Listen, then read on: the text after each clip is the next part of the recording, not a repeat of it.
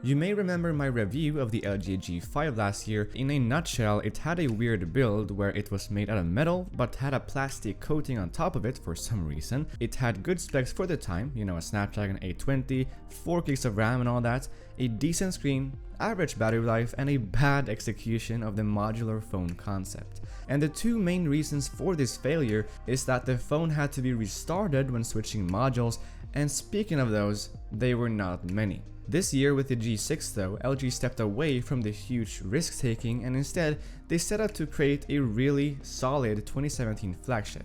But with the huge smartphone manufacturer Samsung, I think you've heard of them, and their new S8, have they managed to do that? Well, let's find out. As I mentioned before, the G5 had an all-round metal/plastic build.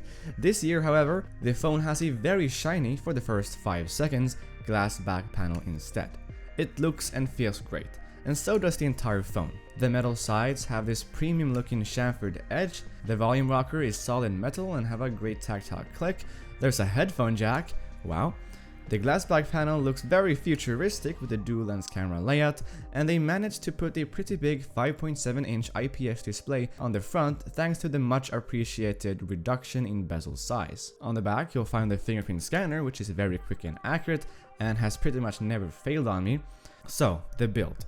It's futuristic, it's water resistant down to 1.5 meters in up to 30 minutes, it's solid, premium, fairly lightweight, and just great feeling in the hand. And that's my summary of the LG G6's design and build quality. Now let's take a look at that screen. It's an IPS panel, so it's maybe not as vibrant and punchy as, let's say, the AMOLED display found on the Galaxy S8, but it does look great and in my opinion more natural than an AMOLED panel. Its resolution is 2880 by 1440, so that's a little bit taller than the 1440 16:9 aspect ratio displays that we're used to. This means that when watching videos shot in 16:9, there will be black bars around the sides. It can look weird at first, but it never actually bothered me in any way. The pro of having a taller display though is more room in apps of which you scroll a lot in. So basically every app other than video and gaming apps. So in summary, I really do like the display. It's razor sharp, natural looking, has thin bezels and more room in social media apps.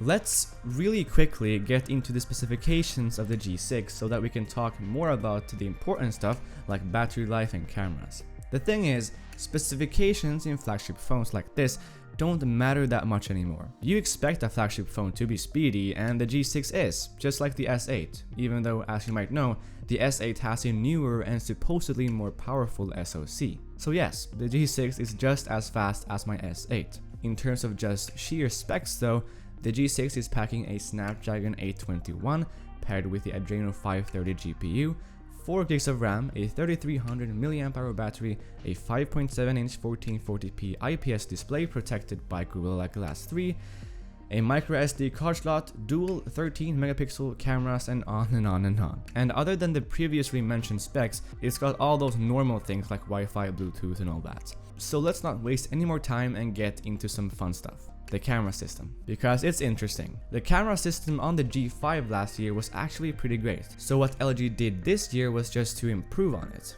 It's got one standard view camera and one super wide one. The G5 of last year had the same camera setup, but the wide view camera was significantly worse in terms of quality than the standard view one. This is not a problem anymore though, as both cameras are equipped with the same quality glass, wide apertures, and same megapixel count. So let's take a look at some unedited pictures, videos, and selfies taken with the LG G6 in auto mode.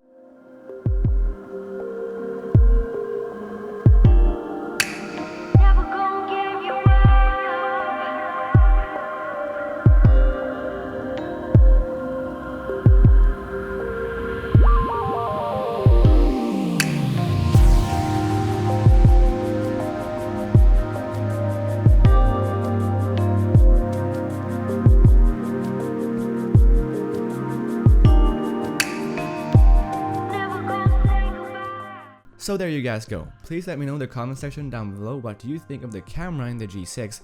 Now let's move on to another very important part of a phone, the battery. Compared to last year, it's a lot better.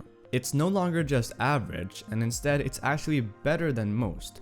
Personally, I got around 4 to 5.5 hours of screen on time depending on the usage for that day. Including idling hours, the phone lasts through a day of use with ease, and it's actually one of the reasons why I switched to the G6 from the S8. The G6 also has Quick Charge 3.0, meaning it will charge fast. A point of which the S8 and G6 are very similar in is speakers. They're both just meh.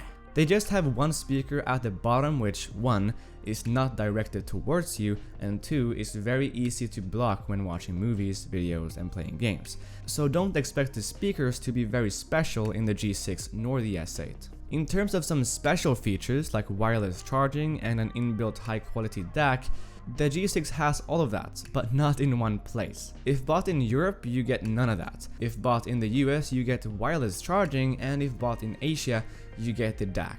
I find this dividing of features across regions to be very weird, and I wish that LG stops doing this with their next phones. So as a conclusion, the LG G6 is a huge step forward for LG. This is definitely their best phone yet, and one of the best phones so far in 2017. In terms of competition, the G6 is one hell of a good phone, and I decided to sell my S8 and keep the G6. So I really like it, and you can't go wrong with it. So thanks for watching. Please click that like button if you enjoyed the video, subscribe if you haven't already, and I'll catch you guys in the next one. Peace.